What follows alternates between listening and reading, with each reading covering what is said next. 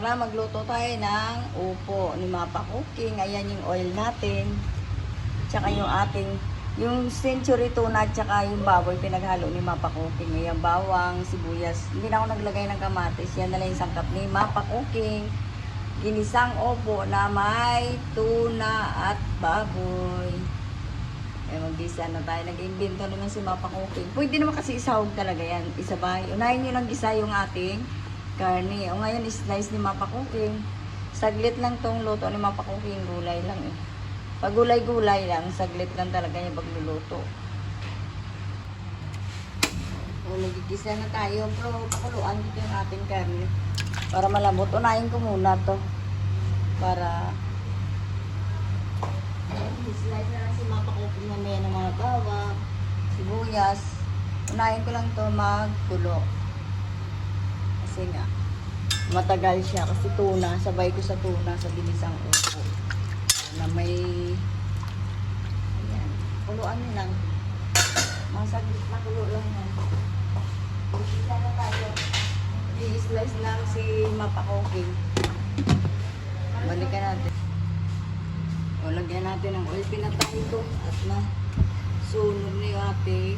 Lagyan natin ng oil. Okay. Kasi magmamantika pa siya. Pulaan ng gusto. Magkulay. Ayan, nagisa na natin yan. Malambot na yan. Sunog pa nga yung ating prito. Pwede na natin mamaya yung ating bawang. Kapag luto si Mapa Cooking, gusto niya yung pula-pula yung karne, nagisa talaga yung karne. Sabay natin lagay ang ating bawang.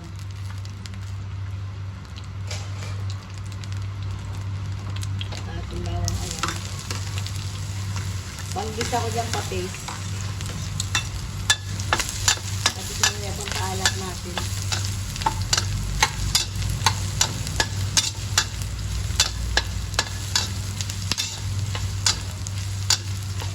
Pwede nyo naman hindi lagyan kamatis. Pwede nyo lagyan kamatis. Pero kung hindi na naglagay ng kamatis, napakamahal ng kamatis.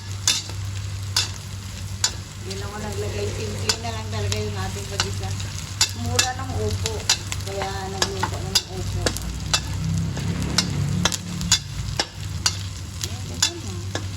Halo-halo nyo yung ating sibuyas natin. Bumangura kaya pwede na natin lagay yung ating sibuyas. Ang dali lang si Mapa Cooking. Sabi ko nga ganyan maglagita ng Mapa Cooking. Diri-diretso lang. Yung pag-slice, hindi ko na pinapakita yung pag-slice. At mauto yung ating pag-slice yung ating bawang, sibuyas sa upo. Hindi ko na pinapakita. Yung alam nyo na pag-slice yung ating upo tsaka yung ating bawang. Sabay na natin yung ating tuna rito. Para masarap. Malasa. May tuna pa. May baboy pa. At isa na natin yung ating upo mamaya dito. Ayan na yan. Malambot na yung ating karne. Alagay na natin yung ating tuna. Century tuna. Hindi ko na yung sinasama ang ating tuna. Hindi ko na yung sinasama yung aking tuna dito. Sabaw. Ang sarap. Paminta ko wala nang paminta. Ayan yung paminta. Mga karating suksok sa araw. Siguro na paminta nilalagay yung napakasintan.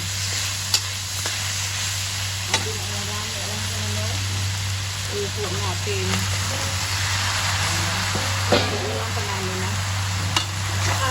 Gulay. Ang sarap. Gulang ko yan. Ito na na yata ito.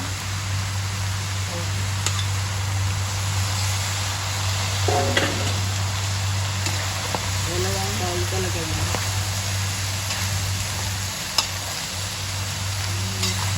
Ganyan lang. Nagtutubig pa kasi itong ating upo. Ayan.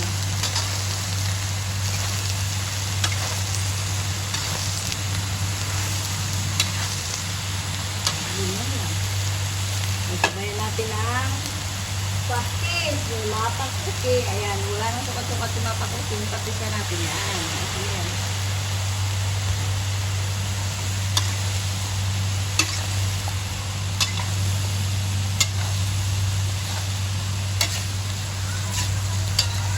Antayin na natin to.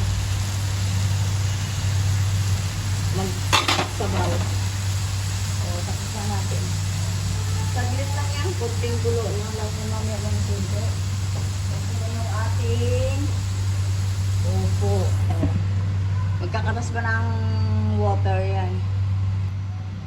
Sabayan natin ang lalagyan na natin ng water kasi kumulo naman na. Lalagyan ko, tignan mo, nagsabaw pa ng kunti yung ating upo, kaya tignan mo, sabaw na siya kasi nagkatas na yung ating upo. So, pwede na natin lagyan ito ng water. Mga tignan na. Sa inyo yun, depende sa inyo kung gaano karaming sabaw. Sa akin medyo marami raw. Ayan natin yung sabaw na yun. Balikan natin maya-maya para sandaling kulo lang ito. Mamaya-maya po, luto na rin naman yung ating upo. Ano lang ang ating pagluto ng ating upo. So, diba? Ang saya-saya talaga ng ating pagluluto. Titikman natin ating upo. Titikman ni Mapa Cooking. Hindi pa nakulo Okay na yung kunting tabang na lang. Matabang ka ng kunti. Ayan yung asin natin. Mabalikan natin. Ayan, lagyan natin ng nor. Para hindi na tayo maglagay na pang bitsin natin. Hindi na tayo maglalagay kasi may nor na yan. Oh, tumulo na, diba? Saglit na. Mayang konti, luto na yung ating ginisang upo ni Mapa Cooking. Okay na yung ating upo. Titikman na lang ni Mapa Cooking kung masarap na yung ating upo. Sabaw pa lang, ulam na. Okay na yung ating upo. Ang sarap. Ginisang upo sa baboy na may tuna ni Mapa Cooking. Thank you sa nag-subscribe kay Mapa Cooking. Thank you for watching. Like and subscribe. Thank you for watching.